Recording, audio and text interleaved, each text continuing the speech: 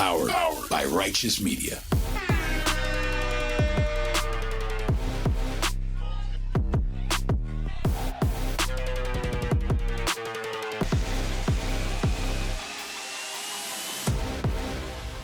Welcome to Independent Americans.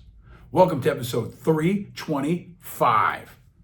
And welcome to the start, the true start of March Madness. This week, finally, the greatest annual sporting event in America continues. March Madness finally begins. But for American politics and news and culture, the madness began weeks ago. This is a level of March Madness in politics we have never, ever seen before in our lifetime. And it may be just getting started. That's why now, in the midst of all the madness, it is most definitely a time to get your brackets ready and to stay vigilant.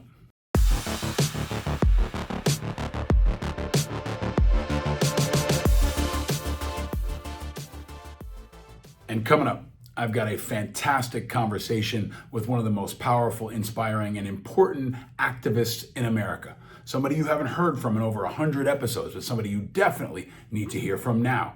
Stay tuned for that. But first, President Mayhem is tearing deep into our government, into NATO, into the world, and into our society.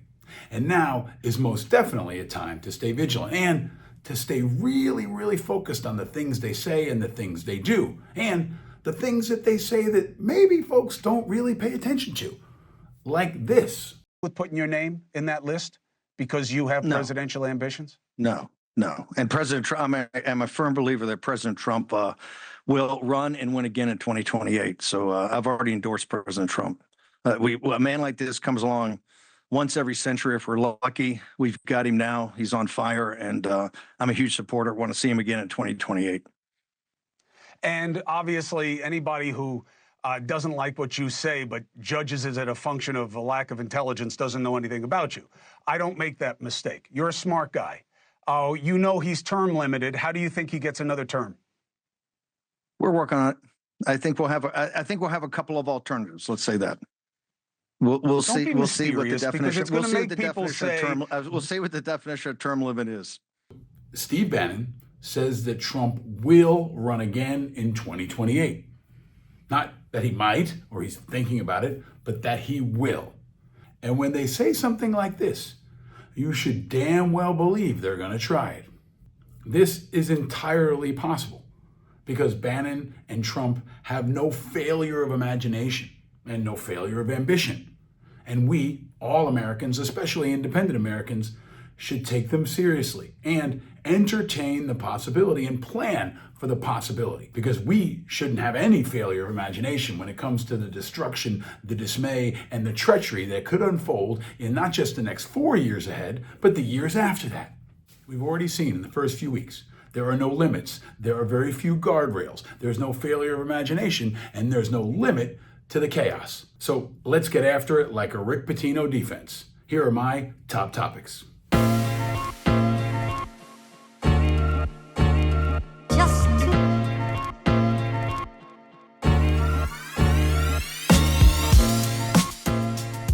Ukraine is again front and center. Keep in mind they are front and center, at least in the news. What's not front and center is the number of civilians that continue to die every single day in Ukraine, the number of Ukrainian soldiers that continue to die, the number of American veterans serving with Ukrainian forces on the front lines, and of course, the number of children and other innocent civilians that are falling beneath the rockets that continue to blast from across Russia into Ukraine. And this week, there was news of a possible deal.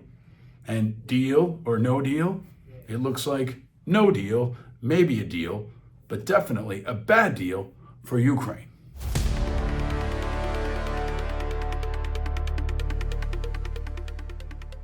Here's what we know. It would be a really great deal for Russia and for Putin, and a bad and terrible deal for Ukraine, and a destructive deal for America's alliances around the globe. A terrible deal for NATO, and a new, historically low moment for American leadership, prestige, and respect around the world. Trump's rush to spike the ball is leaving him played, leaving Putin normalized, leaving America less safe and leaving the world, again, wondering what the hell we're doing and who we stand with. Europe is no more safe, and America looks malleable and compromised in front of the world. So apparently Trump had a lengthy phone call with Putin. Remember the good old days when America didn't negotiate with terrorists? It's the anniversary of the Iraq War this week, so it's always a good time to reflect on the glory days of the Bush administration, when we did not negotiate with terrorists. Well, looks like that's changed, among other things, in the last couple of weeks. The only ones that this deal would ultimately make more safe are Putin and Russia. And Putin refused to agree to even this deal. He's playing Trump. He's continuing to try to play the world. And in the meantime, Ukrainians continue to die. But every chance I get, I will reaffirm the message that Trump does not speak for most Americans. Most Americans stand with Ukraine. And there's actually new polling to support how much they support Ukraine. Gallup noted this week that 46% of all Americans say the U.S. is not doing enough for Ukraine. There was actually a headline, and of all places, the New York Post about it. That's a 16% increase in American support just since December, and the highest mark we've seen since 2022. At the same time, the number of Americans who think America is doing too much has shrunk to 30%. And the number who think America is doing just the right amount has also shrunk to 23% overall. Here's the bottom line. Trump is not in line with most Americans, and definitely not in line with most American veterans. And I will reiterate that all of us at AVU, American Veterans for Ukraine, stand with Ukraine, especially again now. And while most Americans weren't paying attention, Trump continues to drive the knife deeper into the back of Ukraine, betraying their people and their soldiers who are on the front lines fighting and dying right now, and continuing to betray American values with an entirely new move that hasn't gotten nearly enough attention. This week, Trump ended a program to track on the number of children who've been abducted in Ukraine by Russia. So Trump no longer wants to keep information on the roughly 19,000 kids who've been snatched out of Ukraine and taken to Russia.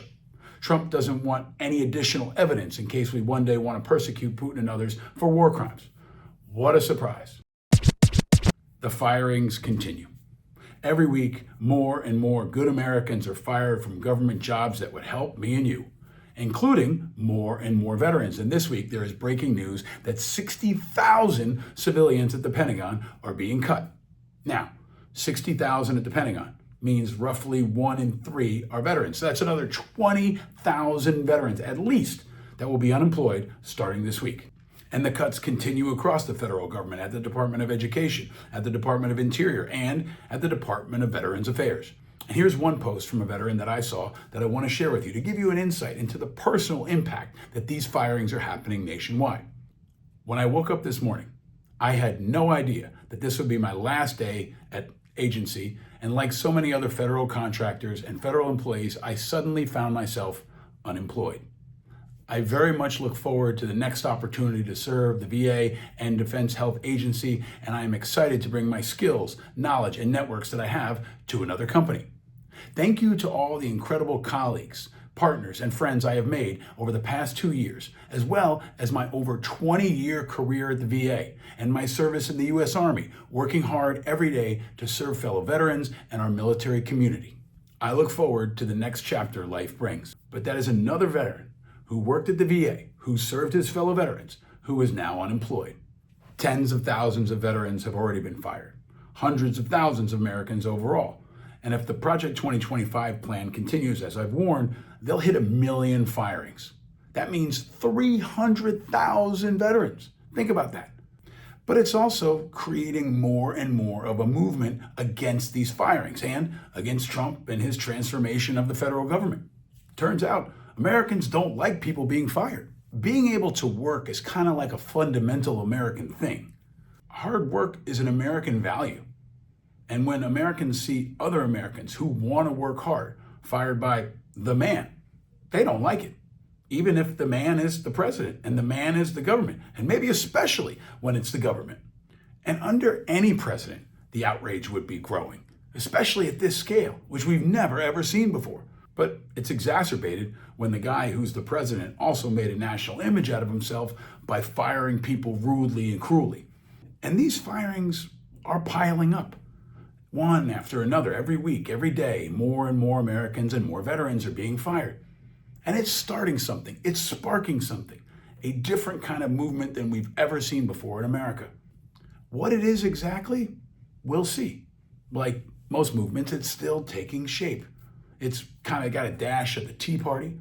It's got a dash of a union protest, a smidge of an anti-war movement, a bit of the Women's March, maybe a dash of the Bonus March. It's a lot of different things coming together in what might be a perfect storm. But one thing is clear. Americans of all kinds are not having it. Check this out. So how old are you? I'm 12 right now. Okay, and why was it important for you to be out here supporting the schools today? Well, for starters, my mom is getting fired for apparently helping children get an education, and I think I wanted to come out here and protest because it's unheard of that they get fired for this, because this is the first time this has ever happened, and the Department of Education is mandatory in the U.S. government. We needed to maintain the schools, make sure every child has and that's just, they just basically, the Trump administration just basically got rid of that. So I'm out here trying to show that I disagree. Did you support your mom? Yeah. Are you proud of your mom for what she did before and what she's doing today? Yeah. What makes you so proud? Well, she grew up really poor, eating like ketchup packets, and she rose the ranks, and managed to go to law school, paid off her student debt, and got a job here, paid really well, worked really hard, always worked, and she's getting fired for being lazy. And what they're saying is, oh, these people, they didn't work for their job, but my mom quite apparently went from riches to rags. So I'm out here trying to support that. What would you tell the Congress right now if you had your opportunity to speak right to them? What would you tell them? I would say that because of them, my school doesn't have any more. We're running out of bus drivers. Where kids are, like our school, there's already like a mass impact on my school. Like everything has been getting worse. It's truly horrible, and you guys should have done better. And I'm ashamed that this is what has happened to this country. Are you sure you're 12? Yeah. You're very well spoken. Yeah. Thank you very much. You're welcome. And the children shall lead. I don't think our hope is going to come from a politician. I don't think our hope and our next generation of leaders is going to come from Washington. I think it's going to come from the streets. I think it's going to come from the communities. And I think it's especially going to come from the young people. And our friend Dan Lamothe, the excellent defense reporter at the Washington Post, continues to cover a very important part of this story. The number of students on military bases, in military schools, American military schools around the globe, who are protesting and walking out. Student-led walkouts have occurred in military facilities in Wiesbaden, Ramstein, Stuttgart, Kaiserslautern in Germany, Camp Humphreys in South Korea, and at bases in Kadena, Okinawa, and Yokosuka in Japan, with dozens and even hundreds of students participating at all these different locations, with more coming online. Students are increasingly communicating their plans. These are kids of military folks, so they're smart, and they know how to do logistics and strategy and communication. And they know when they see something that's wrong. And a larger walkout is planned in April, involving as many as 25 of the 160 schools operated by the Department of Defense Education Activity Office. Our military and our veterans and our military kids are often the ones who hold the line for American values. And that's continuing now with these brave young people who are raising their voices and pushing back on the attacks on their schools, the banning of their books, and the firing of their parents. Watch this space, folks. Hope is the oxygen of democracy, and these young people are bringing some hope when we need it most. And the young people are bringing it. I'm going to continue to underscore that young people are the source of our fight and our future, and most of them are independent. 60% of young people are not Republicans or Democrats. They are independents. And that's why I strongly believe the future is independent. They are showing it every single day. And they are the source of our hope. They are the source of our leadership. And maybe the children will save us. But one thing's for damn sure. It ain't going to be any Republicans who all of a sudden have a conscience. And it's definitely not going to be the Democrats who continue to get rolled. So Senate Majority Leader Chuck Schumer refused to shut down the government, refused to stand opposite the GOP budget bill, and now he's under fire from all sides, and especially from the political left and from the next generation in his own party. And we'll see if Chuck Schumer can make it, or if someone like young AOC might try to take him down, politically, of course. Now, Schumer's not up for re-election until 2028, but that doesn't mean they can't drive him out of a job before that. Just ask Joe Biden. But Schumer is a very skilled politician. So think about this. The surrender is actually a politically smart move for him and the Democrats. Here's why. Even if the Democrats were right in opposing this bill, the Republicans would have smashed them with the American people over it, just like they have over every other issue. Because Trump and the Republicans continue to dominate the narrative and the tempo. So Trump and company would have again shattered the leaderless, strategyless Democrats and punched them into a million pieces. And they would have succeeded in blaming the shutdown on the Democrats. And they would have continued to drive the Democrats deeper, deeper into the ground. Because the Democrats still do not know how to fight, especially as a team. If the Democrats are in your bracket, do not pick them to advance to the second round because they are getting their asses kicked like a 16 seed against Duke. So the Democrats live to lose another day. Trump continues to roll and run up the score, and the American people are again failed by our broken and corrupt parties. This is our dysfunctional new normal in America now. The Republicans are failing us spectacularly. The Democrats can't stop them. Most Americans are stuck somewhere in the middle and suffering and frustrated, and our enemies are celebrating.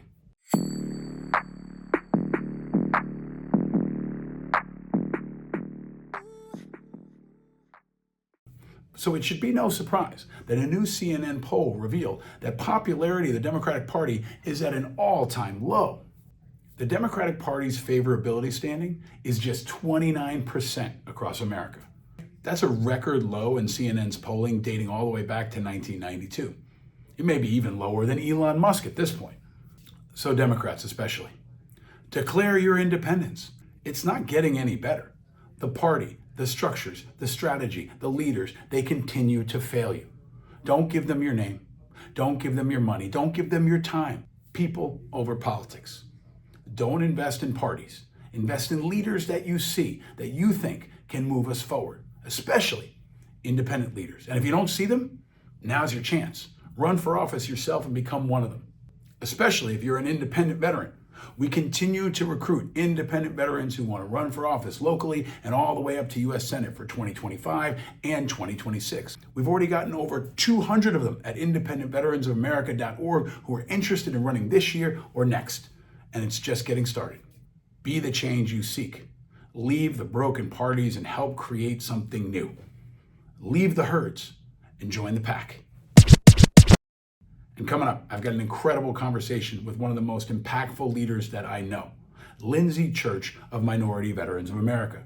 Now, Lindsay recently testified on trans-related issues in Congress, but these issues are so much bigger than just the trans community. This is about trans people, of course. This is about troops. This is about veterans, but this is about all Americans. And you don't want to miss these important and powerful words from Lindsay Church coming up. But first, a couple of quick issues that are probably below your radar. The Cinderellas of the news cycle, if you will, who you should be watching and paying attention to, even if they're off the radar of most other Americans. Why are they trying to kill Rob Serra? You guys remember Rob Serra? Brave New York City firefighter whose first day on the job was 9/11, who's been an advocate for 9/11 first responders and survivors for decades. He's been on this show a number of times. Many of you supported his podcast, The Firefighters, and you continue to support his important work. Time and time again, Rob has had to raise the alarm for the American people on the importance of supporting our 9/11 first responders. So he's done this so many times with folks like Jon Stewart. So why are these people in Washington trying to kill him?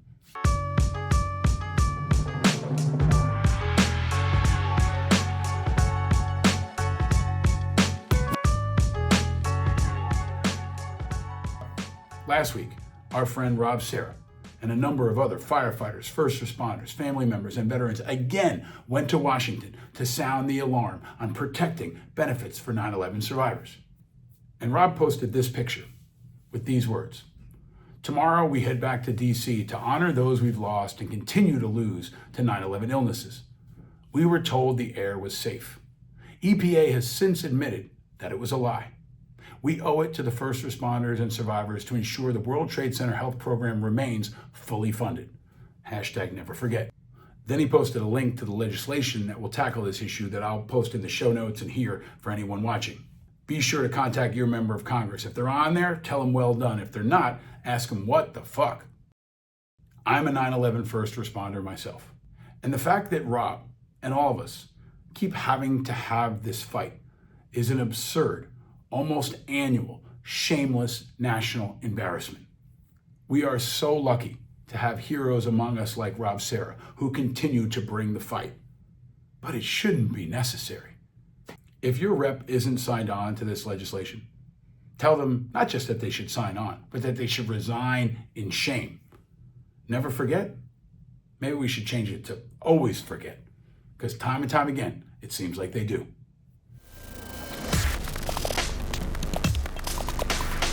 Meanwhile, also important and below the radar and happening out of all places, the Department of Veterans Affairs. There's news this week that among the things being liquidated is an office that investigates disparities in veterans' care. So there's an office that makes sure that veterans' benefits and services are fair, especially across races and gender. And what did new VA Secretary Collins do? Well, of course, he's not interested in fairness. He's interested in a culture war and not telling the truth, so he cut it. The closure effectively hobbles the VA's efforts to investigate and eliminate long-standing racial inequities that the department itself has acknowledged. So the Collins, Elon Musk, Doge flamethrower continues to tear into VA indiscriminately, following the Department of Defense. Collins and Secretary of Defense Hegseth, which hurts me to even say, continue to be a thunder and lightning of culture war on the two biggest agencies in the federal government. And coming up, you're going to hear from Lindsay about why that's about so much more than just the Department of Defense, Department of Veterans Affairs, and about veterans in general. It's about so much more than that.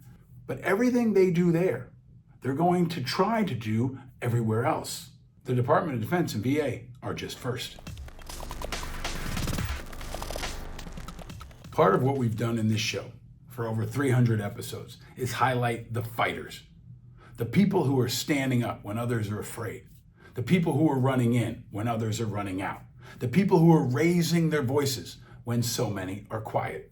And we're going to continue to do that, especially in the vital next couple of weeks, months, and potentially years.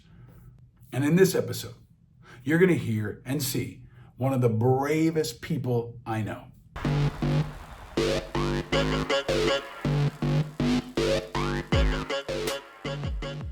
Lindsay served this country in uniform.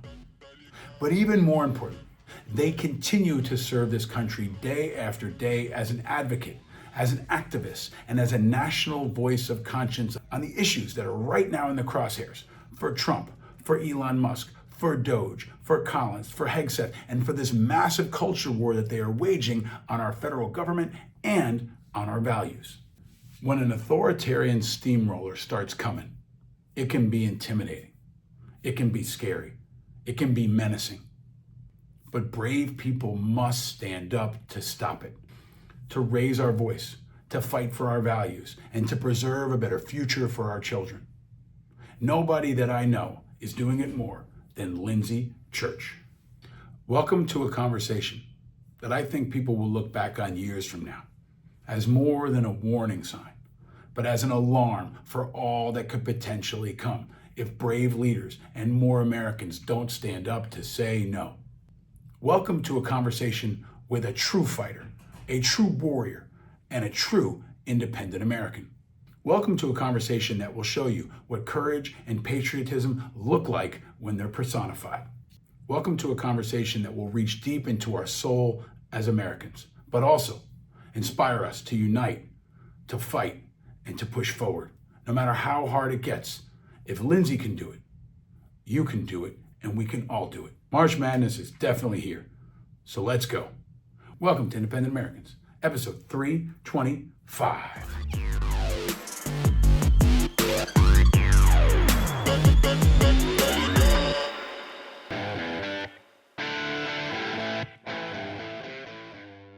Ladies and gentlemen and independent Americans around the country and around the world, we are continuing to bring you some of the most important, inspiring, impactful voices in the national conversation around all things happening. And there are a number of issues that I think are too far below the radar, are too urgent, and impact all of us that I want to unpack with a person who is maybe my favorite activist in America. A returning champion, the great and powerful Lindsay Church is back on Independent Americans. Welcome back, my friend. Thank you so much for having me. Good to be back. So we were warming up and I was like, what day is it? Right? What is it? What day is it? What country am I in? Where am I? What's happening? It's wild, man. It's wild times, but I'm so grateful for your leadership and for you being back here. I hope folks remember you from your first visit. If not, you are the leader and the co-founder or the founder of Minority Vets of America. You're such a powerful voice. We actually played your testimony, I think 2 episodes ago, because I thought it was so important for folks to hear. But before we get to all of that, Lindsay, where are you and how are you? I am currently outside of Chicago, which is not always normal. I'm usually traveling around, wandering around somewhere. How am I? That's a question that we don't ask a lot very much anymore. I'm alive. I am awake for another day, so I'm pretty excited about that. But like everybody else, I'm living the dream.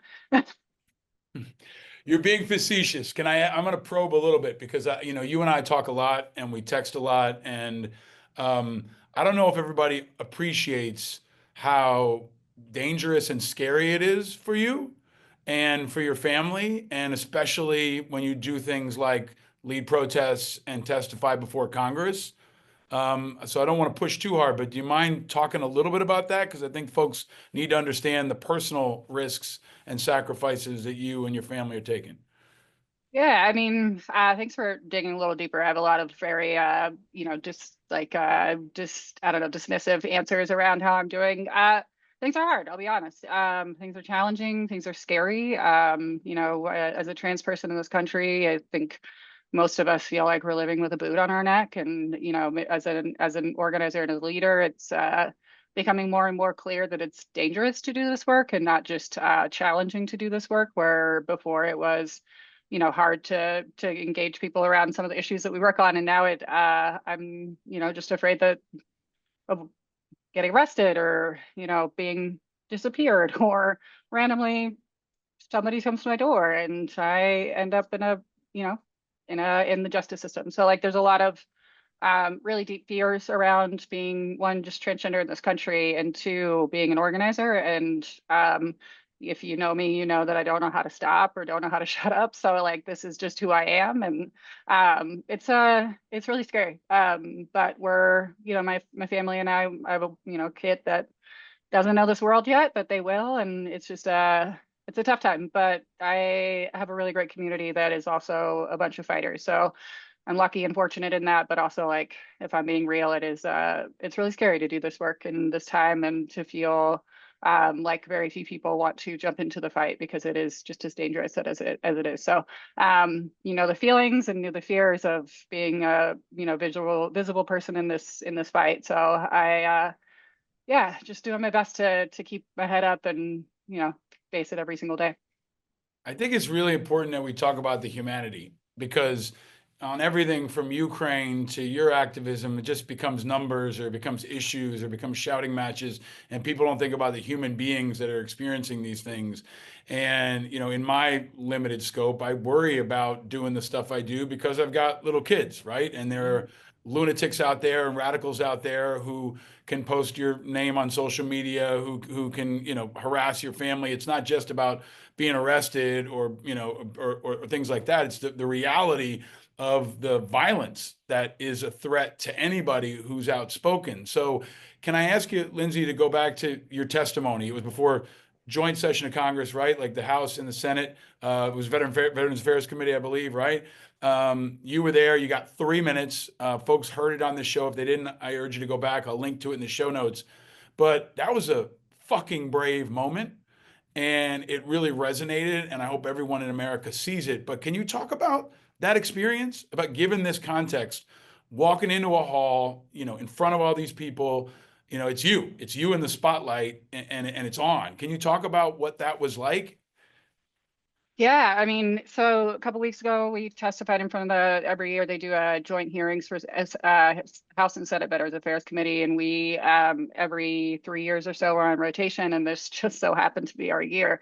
And I'm grateful that it was, because honestly, there was a need for folks to say something, and I know none of my colleagues said anything. You know, there were about 20 something organizations that had an opportunity to speak, and 0 organization said anything about transgender people and transgender veterans, transgender service members. And we knew about the EOs, we knew about the erasure and the, you know, the violence that was headed towards us. We knew about the trans ban, and literally no mention. And so I'm grateful that we had the opportunity to talk, but also being a sole voice is really scary. And I am fortunate that I have, like I mentioned, an incredible community. So walking into that room, I didn't walk alone. There were about 40 of us.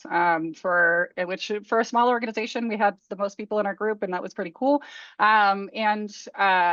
know, I've sat in front of this committee for about this is my 4th Congress testifying.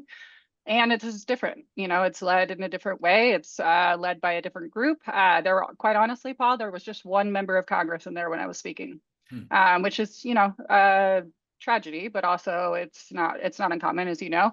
You know, a couple members floated in, floated out, but also it was my opportunity to really just say the thing that needed to be said. And while I was absolutely terrified to do it, once things started rolling, it was very clear that this was the moment that we were going to say what we needed to say. And I felt, you know, empowered to be able to say we will not be erased. And that, like, is in the committee that we sit in the veteran space that we sit in, it is important to say those things because others won't say it and won't do it. And it is, I think one of the only, if not the only, trans person, definitely the only non-binary veteran leader in the, like, VSO space. It didn't feel like it should have had to be me, but it also had to be me in that moment. And so I was, felt dangerous, but it also felt like the moment that we as a community needed to be heard, seen, and recognized that we are experiencing systemic violence right now. It's not just you know, a sad day in America. It literally is structural violence being enacted against our communities. That isn't a larger movement to try to eradicate us from this planet. And it's important in this moment, before they move towards the nuclear option for our community, to say the things that need to be said. And so always grateful I get a chance to do it, but also it's absolutely fucking terrifying. It was a moment, Lindsay. Like, I've been doing testimonies for 20 years. I've testified before that committee. I've heard endless testimonies. And what I used to always tell the folks we train is, yeah, there might only be one member there, but C-SPAN is there. And the history is there. And so, you know, your testimony goes into the record. Your oral and visual testimony is on C-SPAN. It's up for everyone to see forever. And I think it was one of those, you know, Eminem seize the moment moments, right? Like, where it actually reminded me of John Kerry's testimony. Like, I think when you look back on this 10, 20 years from now, your testimony will be historically important, and I hope appreciated for its courage and its foresight. You were sounding the alarm. You were speaking for your community, but you were speaking for the conscience of America.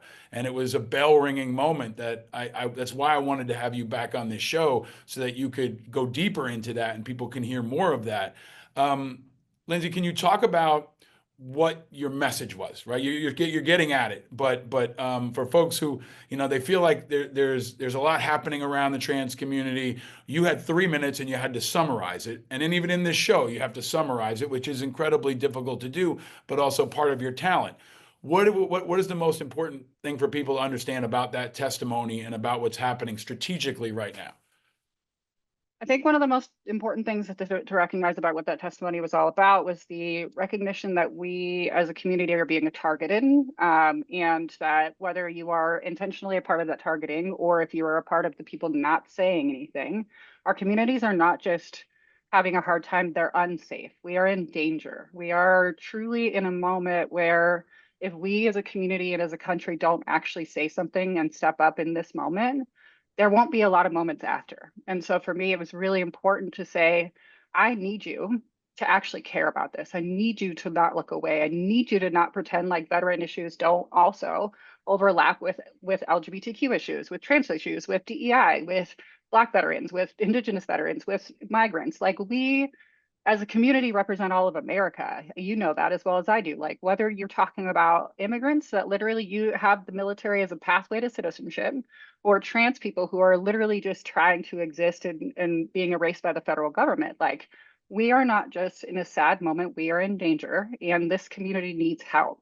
Sitting at that table, there was a moment when Rep. Dexter came in, and she's a new member of the committee. I'd never met her before. And she, took a moment to say, it takes a lot of bravery for everybody to get up here, but also, like, as a trans person, it takes extra level of bravery. And like, I wasn't expecting that. I didn't know her before that moment. And I felt like she was talking into my soul. But also to talk about the suicide risk, the mental health outcomes. Like, what we are talking about is not trans people having a problem. It's trans people being discriminated against. It's pushing us to the edge. It's pushing us to the brink. We're being terrorized by the federal government right now. We are being eradicated, erased. We are being, they're really marching towards making us feel like we don't even belong in this country. And one of the, don't read the comments, obviously, but also, like, I got a lot of, like, you don't belong in this country, which to me is like just the next level of what in the hell. I'm wearing the uniform of this country and you're telling me I don't even belong here for saying we won't be erased. And we have a higher level of suicide. I looked at the table and our community has the highest rate of suicide of anybody that was sitting at that table. And so it's really important. I think the biggest message is, like, we are people. We're just people. We're not asking for special things. We're not asking for any extra. We are literally just people trying to exist, and we are people trying to live in this world. There's nothing wrong with us. We're not weird. We're just like regular people who just get up every day, just trying really hard to live through this moment. And my whole, to your point of, like, we have to see the humanity in this moment, because there's a larger movement to try to make, especially, like, transgender, so I live in this, like, space, like, to make us freaks, like, to make us like we don't belong. And also, like, I'm just a regular person, you know me. I don't do anything like that would actually rise to, I mean, I'm a little bit weird, but, like, overarching, like, we're just normal people trying to live a normal life. We're trying to go to the bathroom, trying to go to the doctor, like, just people trying to exist. And go above and beyond. I mean, you are someone who, despite all of that, chose to serve your country. And there are thousands of people who have gone above and beyond in a way that most Americans don't. So I think it's important that I've been reiterating this on the show. They're coming for you first, right? And maybe this time they didn't come for you first because they came for the generals first, right? They came for the chairman of the Joint Chiefs first, and they came for the structure first because that gave them the power to then come to you, right? And this is, I've been saying this all along, everything that they're doing at DOD and that they're doing at VA is a model for what they want to do everywhere else. But let's talk specifically about the trans ban. Every couple of years, we have to educate people about why this is a stupid, backward, biased, prejudicial, bad for our national security policy. But let's talk about the functional aspect of what happens to people in the military when the trans ban kicks in, right? So he does it again, says trans ban is out, and now we've got a ruling just Monday, we're taping this on Wednesday, that says it's illegal, and now it'll go to the Supreme Court. But let's talk about the practical application, if you can, Lindsay, of the service member who's in the military right now, who's trans, and maybe forward deployed, shooting down Houthi drones in the Middle East. That person who is caught in the middle of all this. Can you talk about that if you would, please? Yeah. So first and foremost, a little bit about the trans ban. It's not just a ban. So before there was a ban, this year there's actually a purge. And so they're taking this whole trans ban to another level, where you've got the ban in general, which means that people can't join the military. But they've gone an extra step to say the people that are in uniform, we're going to kick you out. That didn't happen in the last iteration. We didn't see them try to remove, because they knew it was the threat to national security, because you can't maintain a military, which we have had a deep recruiting problem. Then we actually have a national security risk here in crisis if we kick thousands of people out that are actually some of the most elite service members in the country. But in practical application, you're looking at people who are literally living from January 27th to last night in a level of uncertainty that has caused them to wonder if they even belong in the military, if they are ever going to get a chance to continue to wear the uniform. And you have people that are actually forward deployed, pulled back into the States. You had a case in Syria that somebody was pulled from deployment, pulled back to the States and put on admin leave. This is not just like a bad policy. This is a threat to our national security. These folks are some of the most highly educated, most talented service members. You have $50 million pilots that are being grounded, wondering if they're going to get kicked out of the military. You have some of the highest level, enlisted folks, officers. They're kicking them out or trying to kick them out, which is dangerous and detrimental, also inhumane, but also we had a serious recruiting crisis for the last few years. We haven't been able to keep our numbers. And let me tell you, you are not going to replace the trans service members who are purged with the COVID vax deniers. Like, you're not going to find enough people who have denied to take the COVID vaccine to come into the military and replace these transgender service members.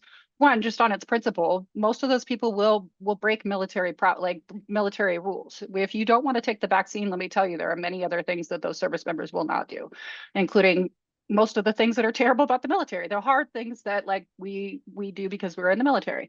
In addition, removing those people, they have years of skills. They have millions of dollars of education. And the light switch doesn't change overnight. You can't get a new recruit to be a $50 million pilot in any amount of time. You're literally looking at decades of experience that's necessary to get them to that level.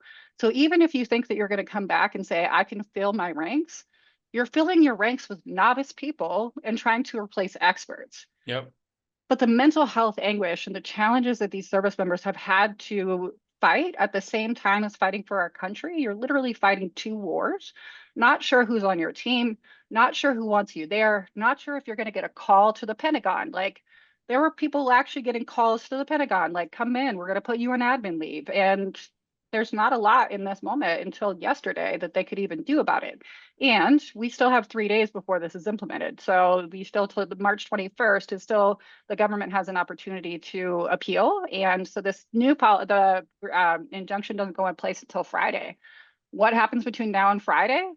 Who knows? You could see the military, DOD, actually kick up their efforts to try to voluntarily separate people, not telling them what exists in the injunction. You could actually see them try even harder to get people to say, I actually resign. Part of the policy was You have laid this out in a way that I don't think anybody in America can. I think that's part of why you're so important and your voice is so important, because you clarify it. I mean, people need to understand this is I'm always reluctant to use sports analogies, right? It's March Madness. You pulled somebody out of your starting five, right? Mm-hmm. In the middle of the game. Okay, and they're on the bench, or maybe they're not allowed in the stadium, and it also impacts the rest of the team, because that hole exists on the team. Johnny Rookie can't just backfill into that spot. It impacts the entire community, the entire unit. It distracts everybody from all the war fighting and ass kicking that they want to do. So I think that part is so important to highlight from a practical national security moment. This makes us less safer because it's a culture war. It is a purge, and it's impacting not just trans people, but the entire military, if only because they keep going and stopping and going and stopping and shifting, right? And the military needs some level of certainty to be able to focus on killing bad guys and shooting down Houthi drones and doing the things that they need to do. So let me ask you, Lindsay, if I can, the people, let's say that the trans purge goes forward, okay, and they take, let's use that pilot as an example. That person is purged, they're kicked out of the military. Do they get benefits? What happens? Are they able to go to the VA for healthcare if they have an injury? Can you take us to the next levels of, let's assume, because Trump's been successful on almost everything so far that they've wanted to be. Let's assume they are successful, most dangerous course of action. The trans people are purged, no more let in. What happens to that pilot who is now out? Great question. So first, there is a portion of the trans ban that allows for voluntary separations and involuntary separations. So basically, they said before March 26th, which is an arbitrary date, if you voluntarily surrender yourself and say that you're transgender, you will get incentive pay. So basically double your voluntary separation, or your separation pay would be doubled, meaning that this is kind of like the fork in the road email where like the government got it, like if you quit now, like we'll give you extra money. Now, if you didn't surrender yourself before March 26th, they were headed for an involuntary separation, which at that point is unclear about what that looks like. What type of discharge? Is it going to be medical? Are people going to meet the time and service requirements, which would actually mean that they are able to get VA benefits? If they pursue bad conduct or other than honorable, there will be barriers, much like there were during Don't Ask, Don't Tell, for people to be able to access those benefits in the future. So folks that would get separated would be retired, voluntarily separated, involuntarily separated. Folks that take that separation pay, as you know, the military doesn't give you separation pay. It gives you separation pay, but when you go to the VA, if you get VA disability, they will recoup that money. So people who are getting voluntary separation are getting double the separation pay, but if they get disability, the VA is going to recoup that money. So you're looking at somebody that could get voluntary separation and then spend 5 years paying it back to the federal government in the form of disability benefit payments. This actually is not very well known. So if you got medically separated, I was medically retired, but if you got medically separated, that same thing happened. This is very similar. You actually we might see people, if they don't meet a certain like time and service requirement, they actually would pay the government back that money. So it's like the fork in the road. Yeah. I think this is really important for people to understand how it's hitting people and how it's hitting the system and how it's hitting the entire military. I mean, I've said it before, Hegseth is a culture warrior, driving the stake of the tip of the spear of the culture war into the Pentagon, and then trying to turn the Pentagon itself into the tip of the larger spear for everything they want to do in society. But let's take that transformation that they want to achieve. Hegseth, I mean, I'll give you a chance if you want to say anything about Hegseth or anything to Hegseth, but then I want to move over to the VA, which is also critically important, right? Because Hegseth and Collins have become like the radical culture warrior, thunder and lightning at the two pieces. But like Hegseth, he's known in the space. We've all known him. I just want you to react to him, right? Because he is so immediately threatening and nasty and creating the command climate towards your community. So, it's this, I'm tough, you're not, you're making, all the bullshit we've heard over the years on every kind of integration in the military. But can I ask you straight up, like, if you could have a minute with Pete Hegseth, what do you want to say to him? What you're doing is embarrassing. Our service members have earned much more than what we are giving them right now, whether it be trans service members, Black and brown service members, women. If you look across the board at anybody who's not a cisgender heterosexual white man, there's an attack against you. They're couching most of this in trans people because it's easy for us to be the smallest target, but also like the biggest, hoopla about us, but also they're doing the same thing to undermine everything.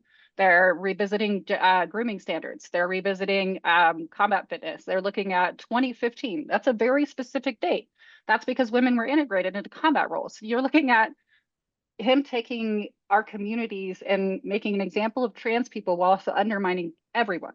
And it's embarrassing what they're doing. It is a threat to our national security.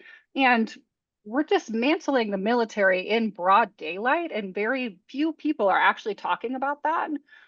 we are going to be setting ourselves up for a national security crisis, and not just like a bad day for America, but one where we could be attacked at any moment because our military is not ready. And it is downright embarrassing and shameful to watch somebody who has had such a sordid career, and a disgraceful one at that, talk about the disgrace that trans people present in the military. It's an absolute hypocrisy, and it's, you know, rooted in bias. All of it is rooted in bias. And the biggest culture warrior in America are Pete Hegseth and Doug Collins. Even though they tell us the, you know, radical left has a culture war, it's not us. I would actually prefer that they just stop talking about it altogether and like leave us be. But somehow we are the culture warriors, and I don't know how that works. But So I think that that breakdown is the part, one of many of this conversation that I hope really gets shared. So for folks that are listening or watching, if you're watching on YouTube, be sure to subscribe, but share that. People need to understand, because you don't, you know, in the choose your fighter, like I would love an opportunity where Lindsay gets to go into the octagon with Pete Hegseth and have the battle over the ideas and the battle over values, because that's one that I'm betting on you, but you don't get that opportunity, right? They don't give you a platform except in these small spaces where you have to fight for it. Let's talk about the other guy. Let's talk about Collins, right? Who I have been trying to cover. I think gets very little oversight and is masterful in communication and manipulation. And 100%. similarly, he's following right behind Hegseth on this. And yesterday announced that there would be no medical procedures authorized for any trans people. And I'm going to let you summarize it. But I want you to maybe respond to his line, where Collins said something like, hey, you can get your surgeries if you want, but we're not going to pay for it. So let's break this down. So last Friday, there was a leaked memo about that was released by Dr. Lieberman, the undersecretary or acting undersecretary for health. NPR covered it, the Advocate covered it, and VA reached out and said, outright denied it. They said, this memo doesn't exist. We didn't write that. That's not real. And then Monday morning, literally Monday morning, first release, it's 9 a.m. and Doug Collins releases his own press release about a new memo that it was actually crueler than the last. So Friday's memo was pretty cruel. Monday's memo was absolute garbage. It was 100% evil. The release. Can you summarize it, Lindsay? Can you summarize the memo? So the release itself says that they're going to take away the, scale back all of the gender affirming care. Surgeries were never provided by the Department of Veterans Affairs, but hormone replacement therapy, prosthetics, voice training, hair removal, all of those pieces around everything but surgery were provided by the Department of Veterans Affairs by one specific memo. It's called VHA Directive 1341. Now, what he says is, I'm going to take the money that was being spent on this because the tax, so you can do that on your own dime, is what he said. For the professional, communications people these are. He says, you can do that on your own dime. I'm going to put it into amputee and paralyzed veteran care. Now, let's break this lie down. I call this deceitful Doug because he lies every time he talks, he lies. But what he's doing is pitting us against paralyzed veterans and amputees, not even outright lying about the fact that we actually are a part of the community too. We represent paralyzed veterans, we represent amputees as well. So we're a part of that community. Now, what he can't tell you is how many veterans are receiving care at VA that are transgender. They said, we don't know exactly, but it's like a fraction of a percent. And that's great, but you need to tell me an exact number. They also can't tell you how many people are receiving any type of care. So they can't tell you how many people are receiving hormone replacement, voice care, prosthetics, all of it. They can't tell you how much money they're spending on it. So please tell me how you're going to reinvest the money that you don't know how much you spend into a community when you don't know how many people there are. So that's the lie number one. Number two, he actually just doesn't talk about 1341 being far more comprehensive than hormone replacement therapy. 1341 protected us in bathrooms. It protected us from our care providers being misgendering us. It meant that we weren't dead named, that we weren't misgendered on our medical records. It literally protected so much more than what he calls cross-sex hormones. Now, also, cross-sex hormones is a lie. It's their own wording. Cross-sex hormones are hormone replacement therapy. Hormone replacement therapy has been offered at the VA for a very long time, long before they ever offered it to transgender people.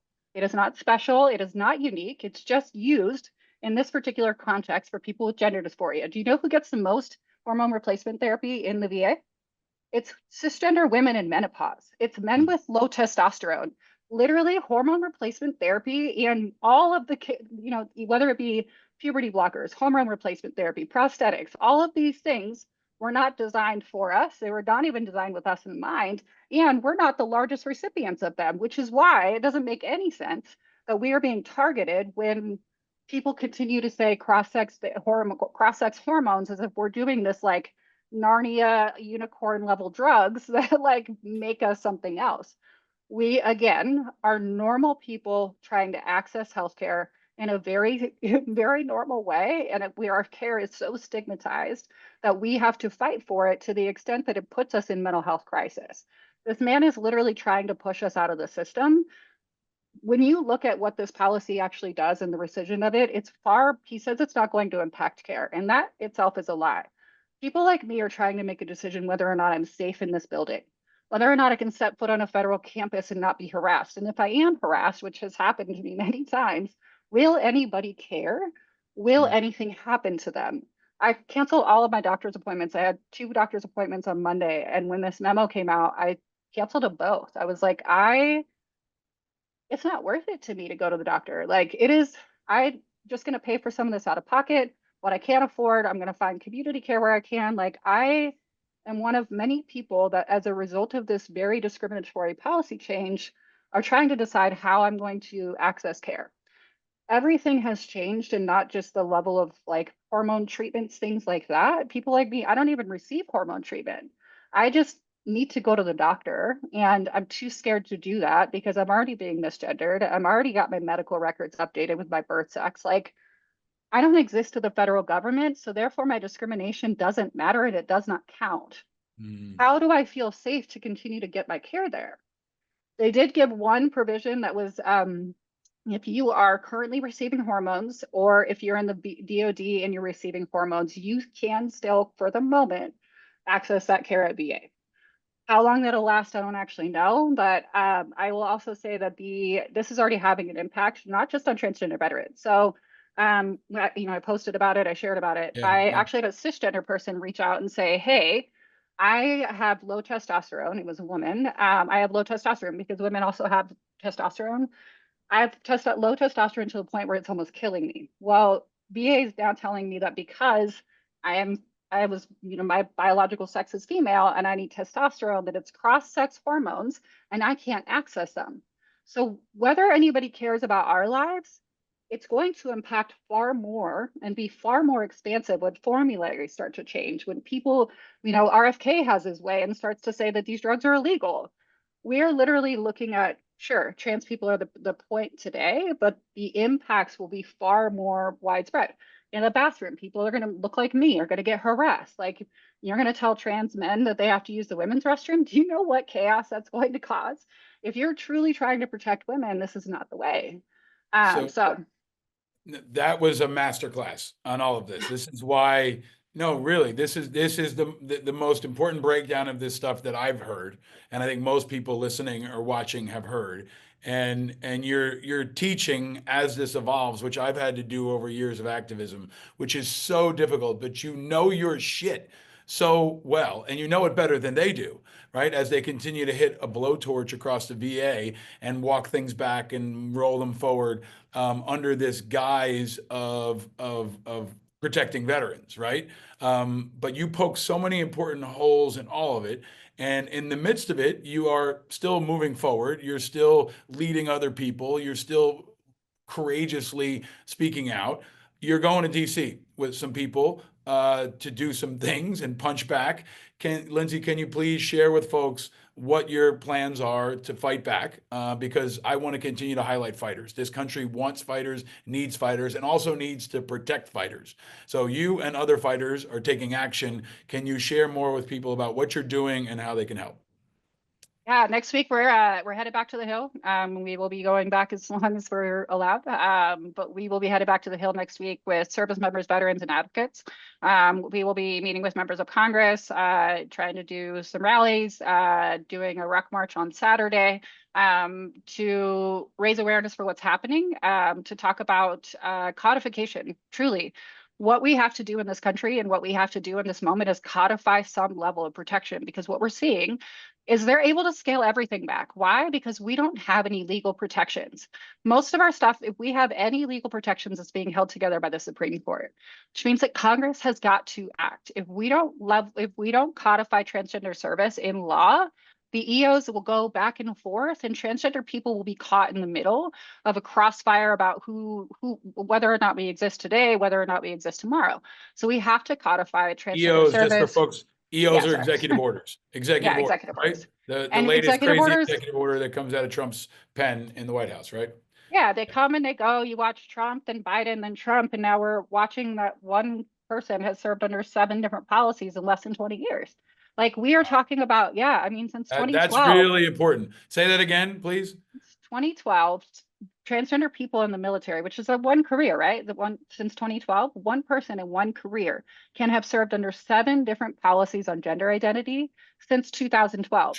Not even including the changes to Don't Ask, Don't Tell. Those types of policies also changed, but you're looking at 7 different policies, and that is upending people's lives. Like, the level of uncertainty that people are living under, because executive orders come, executive orders go.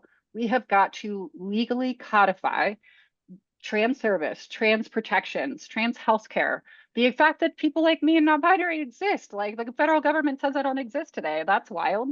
If we don't find a way to get Congress to act in a way that protects our rights, we won't have any, and we're watching that happen right now. And so our big ask is members of Congress need to write legislation that would codify trans service, that would codify the protections that we lost in 1341, that would make it so that what the actions of the administration are doing are illegal and rooted in animus, and allow for us to have the opportunity to breathe, like just to take a deep breath and to feel like maybe we actually do exist, and maybe in this country we'll have some protections and fight back against some of this nonsense. So the first is asking for members of Congress to codify protections, because until that happens, we're going to continue to live by the flick of a pen, by the weight of a gavel. Like, we're literally looking at our rights continuing to be upended.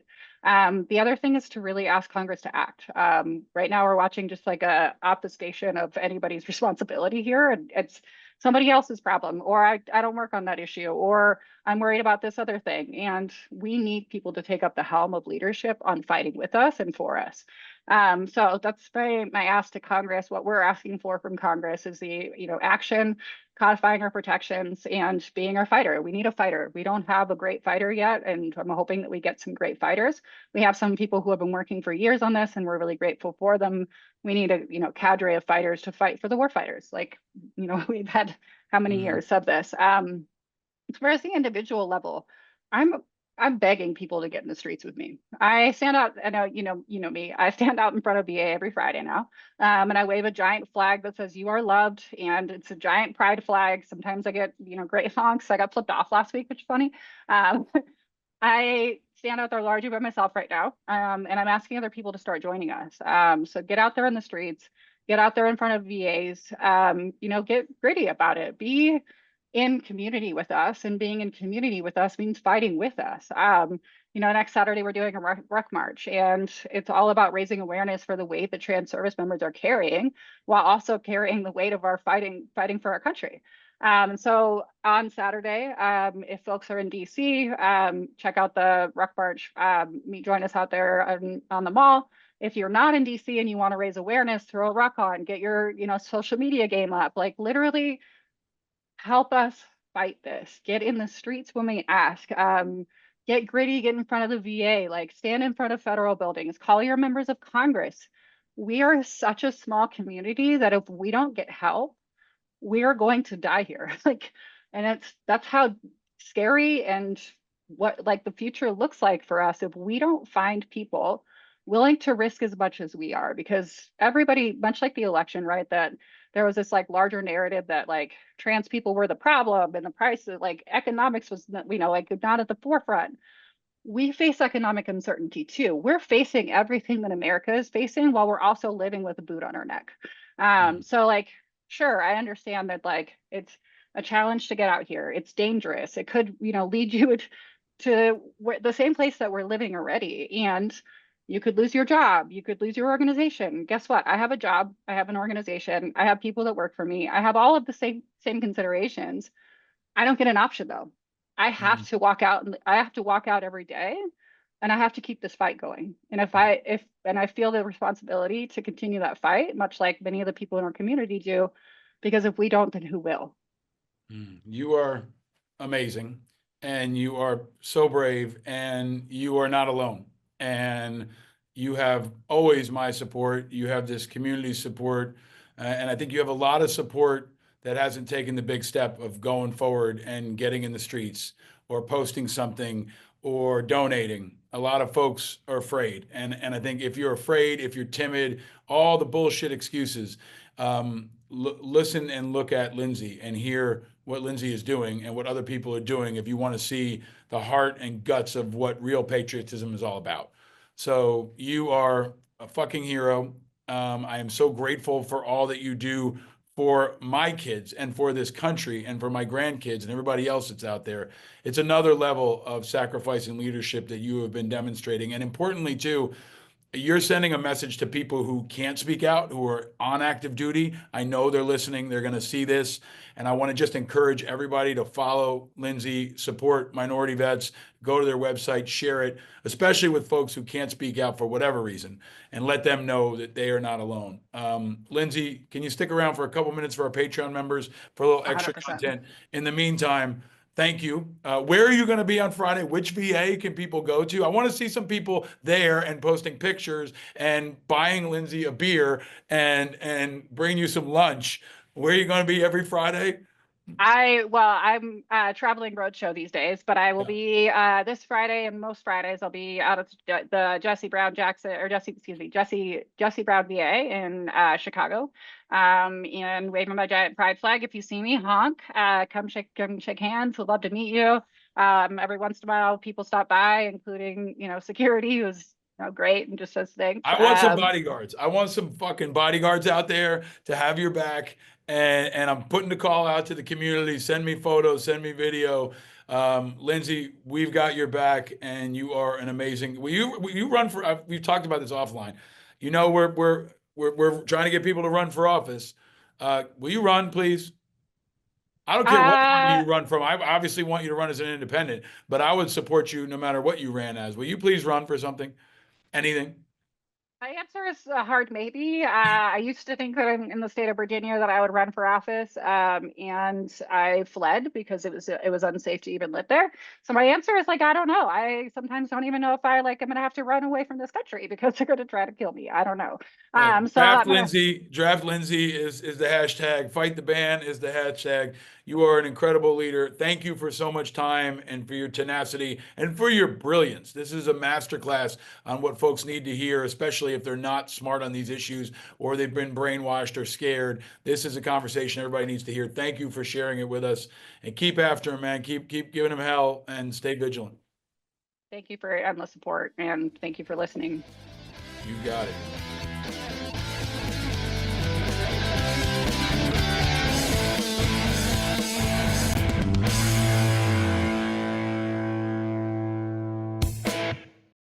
If you are feeling what Lindsay's putting down, spread it, make it contagious, and share the hope and the fight that will inspire others to join us and keep pushing forward, especially in this tough time. Energy is contagious, and Lindsay is sharing it and spreading it, and now putting it over to you. This week, it was very, very foggy here in New York City. And if you follow me on social media, you know I often post pictures of the Statue of Liberty, which I can see from the water a couple of blocks from my house. And on St. Patrick's Day this week, it was especially foggy. And I posted this photo and wrote this. I'm pretty sure the Statue of Liberty is still out there, but it's tough to see her right now. Kind of fitting for where our country's at right now. But stay strong, folks. The sun will clear the fog and she'll shine bright again. One day, but only if we keep fighting for all that she stands for. And a little luck of the Irish wouldn't hurt either. So stay vigilant. All right, folks, this has been an intense episode. This has been an intense couple of weeks. But before I leave you, I got something to brighten your day and keep you moving forward. It's time for Reichoff's recommendations.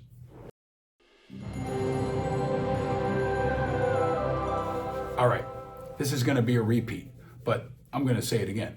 watch March Madness. Even if you're not a basketball fan, watch this tournament that starts on Thursday around noon and goes hot and heavy for the next 4 days.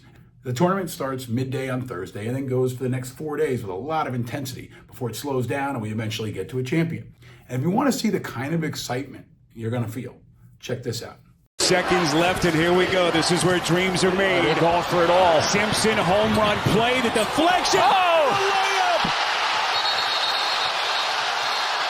The layup! 0.7 seconds left. And it's just getting started. March Madness is the best annual sports event in America. It's better than the Super Bowl. It's better than the Stanley Cup. It's better than the World Series. It is the best experience, in part because it is shared, it is exciting, and you can root for the underdogs. And that's what I encourage you to do. There will be underdogs. There will be unexpected surprises.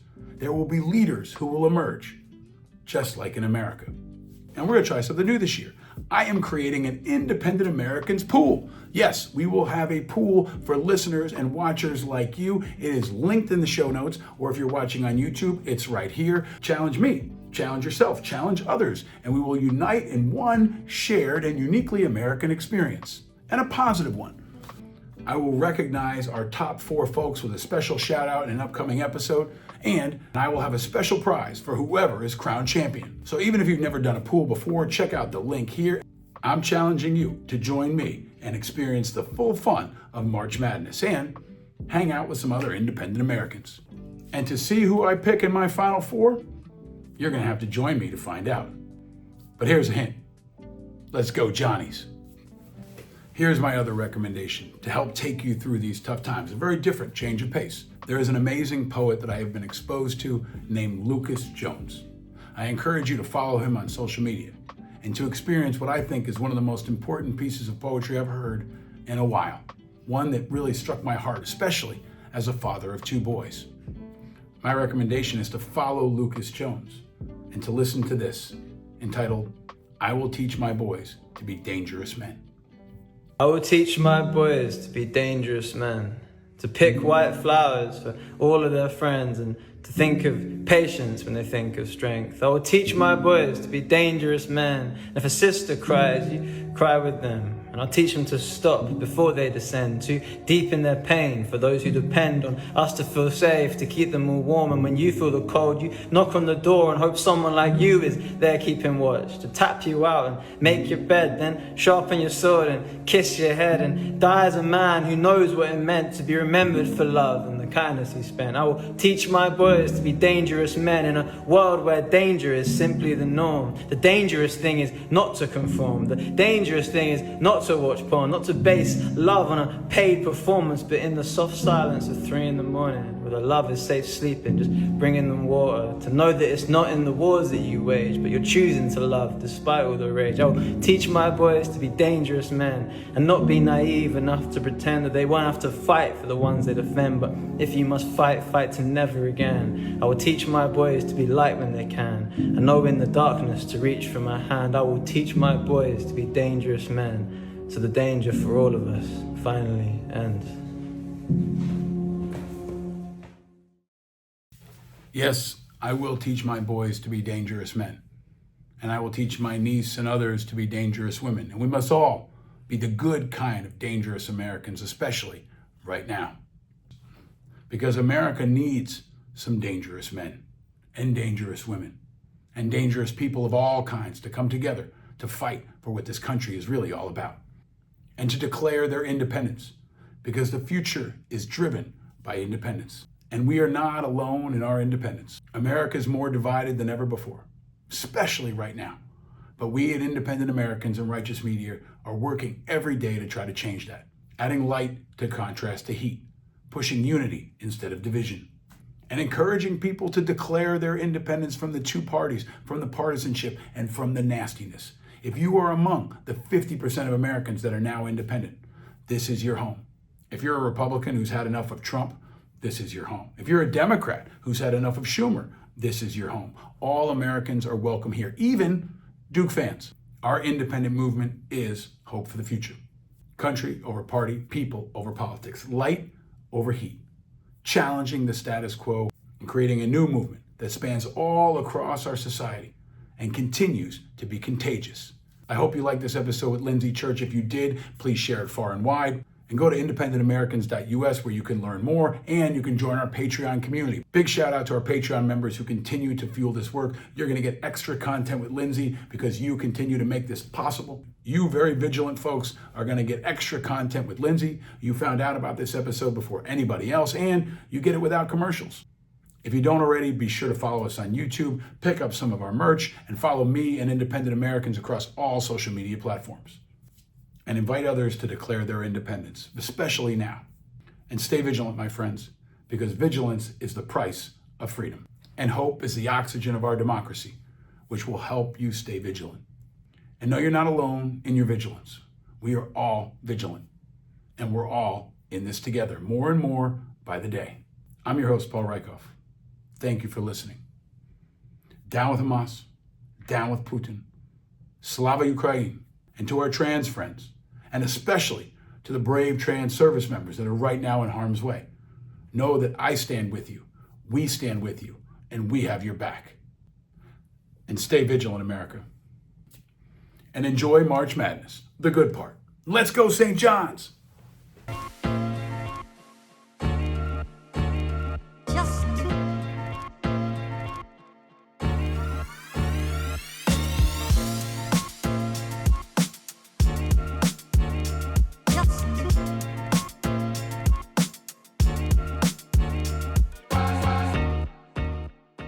Powered by Righteous Media.